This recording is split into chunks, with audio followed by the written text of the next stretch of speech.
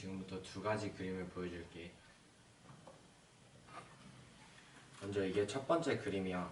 이 그림을 보면 어떤 생각이 들어? 되게 사실적인걸? 첫 번째 작품은 1914년에 만든 미넨에 있는 알터 호프라는 작품이었어.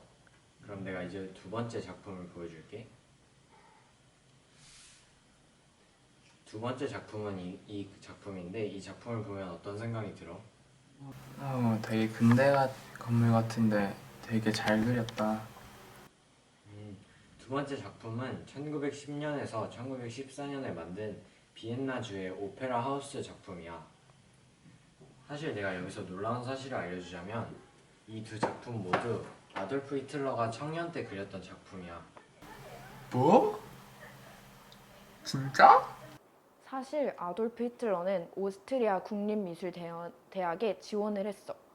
하지만 당시 그림들은 에드와르 뭉크의 절규나 피카소의 아비뇽의 여인들처럼 입체적인 것을 중요하게 여겼기 때문에 심사위원들은 히틀러의 그림이 그냥 기존의 건축물을 그대로 따라 그리는 창의성이 보이지 않는 작품이라 생각해서 두 번이나 탈락시켰어.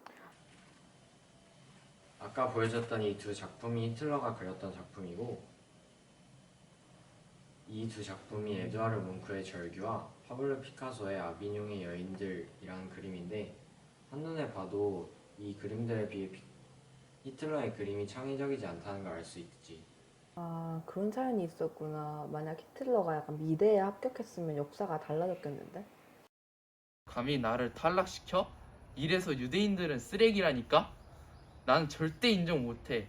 나의 천재적 예술을 이렇게 탈락시키다니. 내가 독일의 총리가 되어 예술가로서의 정치가 무엇인지 제대로 보여주겠어. 내가 한 가지 사진을 더 보여줄게. 바로 이 사진인데 이 사진 속의 배경이 혹시 어떤 장소인지 짐작이 가? 사람이 되게 많이 모여있네. 유명한 장소 같은데 건물이 조금 낡은 것 같아. 맞아. 이 장소는 퇴폐 미술전으로 히틀러가 개최한 미술 전시회야. 이곳은 낡은 장소를 이용하여 미술 작품들을 걸어놓고 전시했던 곳이야. 이런 식으로 그림을 그려놓고 사람들이 볼 수 있게 전시를 했던 곳이지. 퇴폐 미술이란 독일적인 순수함에서 어긋난 것을 말하는데 나치는 특히 표현주의와 추상주의 작품을 집중적으로 전시했어. 그럼 약간 히틀러는 왜 굳이 이런 전시회를 연 거야? 히틀러는 1차 세계대전 이후로 국민들이 불안해지고 퇴폐되는 것을 보고 국민들에게 계몽 세상을 주입해야겠다라고 생각해서 예술을 정치적인 도구로 사용했어. 이 작품들을 보면은 이게 히틀러가 생각한 순수한 독일의 모습이고 이 작품들은 히틀러가 생각한 병든 독일의 모습이야. 그래서 이 퇴폐 미술전을 통해 확실히 국민들이 순수한 독일과 병든 독일을 비교하게 볼 수 있게 한 거지. 히틀러가 이것 때문에 미술을 정치적으로 사용한 걸 알았고, 그냥 자신이 좋아했던 예술을 악의적인 방법으로 사용한 걸 보고 약간 안타깝고 약간 무서운 마음이 들었어. 히틀러는 자신의 기준을 따라 순수한 독일 정신에 어긋난다고 판단했던 작품들을 하나하나씩 내려치고 소각하기도 했었어. 나치는 예술가들을 계속해서 억압하고 위협했으며 그들이 예술 활동을 어떻게 하는지 계속해서 철저한 감시를 했지. 또한 나치는 예술가들의 그림을 조직적으로 약탈하여서 자신들의 부를 축적하기도 했어. 더 놀라운 사실은 그 중에서 유명한 피카소와 로댕 등의 작품도 포함되어 있었다는 거야. 이 사진은 나치들이 자신의 기준에 부합하지 않는다고 생각했던 그림들을 소각시키고 사람들을 위협하는 그런 사진들 중 하나야. 히틀러가 자기 기준에 맞지 않는 모든 예술을 불태우고 위협하려고 했던 그 중에 우리가 아는 피카소와 로덴 작품도 포함되어 있었다고? 정말 충격적이다. 그렇다면 혹시 나치가 더 억압했던 예술가들은 어떤 부류였을까? 나치의 만행에 대해 비판하는 예술가들도 탄압하지 않았을까? 맞아, 나치는 자신의 감정과 생각을 거침없이 쏟아내는 표현주의자들과 그들이 대중에게 미칠 영향력을 두려워했어. 이 작품은 독일의 스페인 양민 학살을 폭로한 파블로 피카소의 작품 게르니카인데 이 작품을 보면 나치가 왜 표현주의자들을 두려워하고 감시했는지 알 수 있어.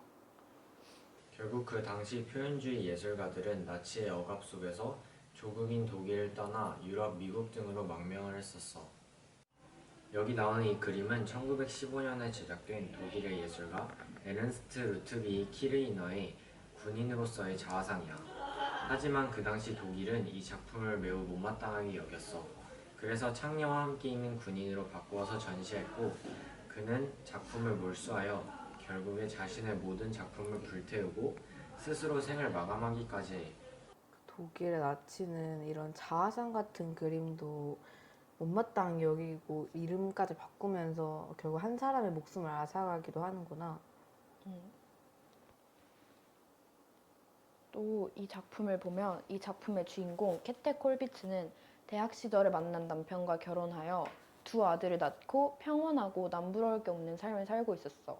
하지만 1차 세계대전이 일어나고 아들이 1차 세계대전에 참전하여 전사하여 사망했다는 통보를 듣고 아들이 전쟁에 입단하겠다고 했을 때 말리지 못한 것을 후회하며 아들의 죽음을 통해 전쟁의 참혹함을 뼈저리게 느끼게 되었고 그녀는 다시는 전쟁이 없어야 한다라는 작품으로 전쟁으로 아들을 잃은 모든 어머니를 대신해 전쟁의 참혹함을 세상에 알리기로 결심했어.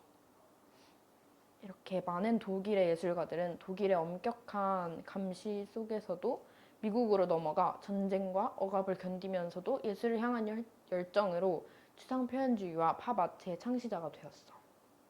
많은 예술가들이 나치의 억압이나 제재 때문에 미국으로 넘어가게 됐는데 거기서도 열정을 보여주어 결국 약간 추상표현주의나 팝아트의 창시자가 된 게 너무 멋지고 놀랍다고 생각해.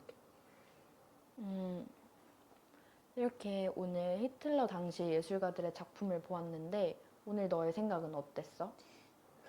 당시에 예술가들이 전쟁이랑 억압 이런 것 속에서 예술을 향한 열정으로 그림을 그린 게 정말 너무 존경스럽고 멋지다는 생각이 들어. 오늘날 예술가들은 자신만의 예술 스타일을 자유롭게 나타낼 수 있지만 그 당시 독일에 있던 예술가들은 그렇지 못하고 작품을 그릴 때마다 긴장하는 마음으로 그려야 했어.